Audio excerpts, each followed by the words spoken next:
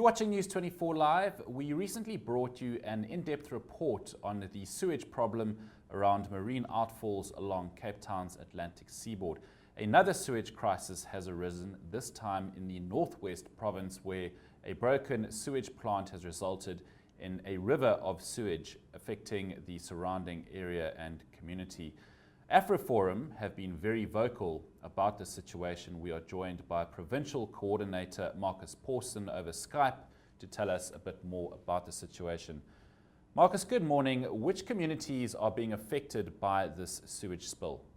This sewage spill is happening right in Lichtenburg, next to two areas. One is Boitsing and the other is Bladeville. We've around about 10,000 or plus more people living there. Marcus, sorry, just repeat, how many people are in this community that are next to the sewage spill? Well, as I said, it's two neighborhoods right in Lichtenburg. We have more than 10,000 people living in the area. Okay. Now, I believe you guys foresaw this crisis, that you gave the municipality a number of warnings. What exactly were they? How did you anticipate this problem?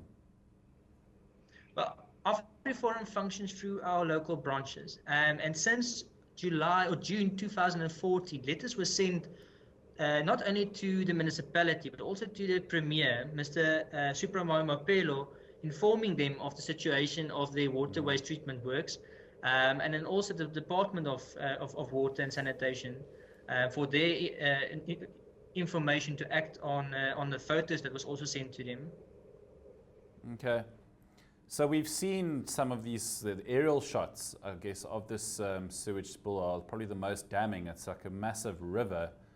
How did this happen? And what impact is it happening also just on the surrounding areas, the environment, farming communities as well, for example? Well, our greatest fear is, of course, E. coli. Bessie's Vlei and Sannieshof, which is just on the lower flow of the river, has run during the Bloemhof situation where 3 babies died last year.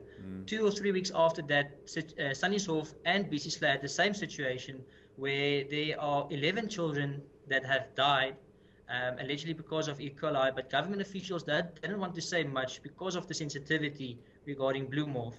And from our results, AfriForum test the river and the wastewater treatment outflow, and the results from the lab then confirmed that E. coli counts of more than 1,000 is being pumped into the river systems, flowing to these other communities downriver as well.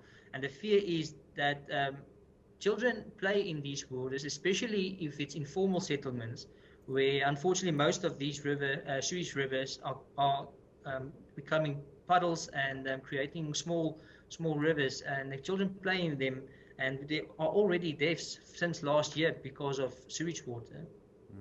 So this is flowing into a water source.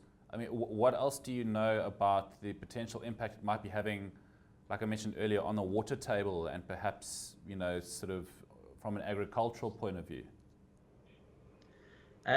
Agriculture always have E. coli, especially if you are a cattle farmer, because when when your cattle, especially in the rainy season, those E. coli from the cattle though runs into your water systems anyway. But it becomes a problem when our own waterway treatment works with a high level of E. coli are released in our river systems, and then if it's not properly managed, it can cause great harm and deaths in our communities. And then, as well as we saw in Standerton, the fish in rivers are dying as well because of high levels of E. coli. And although Lichtenburg doesn't have a huge river such as the Vaal River next to it, it's mainly fountains in the area that supply water from underground water. So there is the probability that underground water might be affected by the E. coli, and a further test will be done to get the proof thereof. But if we know currently it's winter, it hasn't rained, and yet there's a river flowing right next to Lichtenberg, and the test results have confirmed that it's E. coli, it's raw sewage river.